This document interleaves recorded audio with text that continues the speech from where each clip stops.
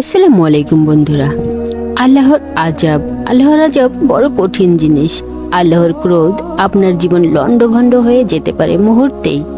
যে পাপের দৌড়ে আপনি হাবুডুবু খাচ্ছেন, তার বিনিময়ে আল্লাহ যদি আপনাকে শাস্তি দিতে চান, তাহলে চোখের পলকে তিনি আপনার জীবনকে বিধ্বংস করে দিতে পারেন। আপনার জীবনে থাকা সুখ ছিনিয়ে নিতে পারেন, আপনার সম্পদ কেড়ে নিতে পারেন, ধূলিসাৎ করে দিতে পারেন আপনার মান মর্যাদা। আপনার জীবনটাকে বিষিয়ে তুলতে আল্লাহর একটু অসন্তুষ্টিই যথেষ্ট। তবে আপনি ফিরে আসেন, যদি যাবতীয় ভুলের জন্য করজোরে আল্লাহর কাছে ইস্তেগফার করেন, যদি অনুতপ্ত হন, অনুশোচনায় যদি আপনি নত হতে পারেন, তিনি বলেছেন তার আযাব তিনি আপনার উপর আরোপিত করবেন না। জীবনের বন্ধ দুয়ার খোলার জন্য আপনার হাতে একটা চাবি আছে, সেই চাবির নাম ইস্তেগফার।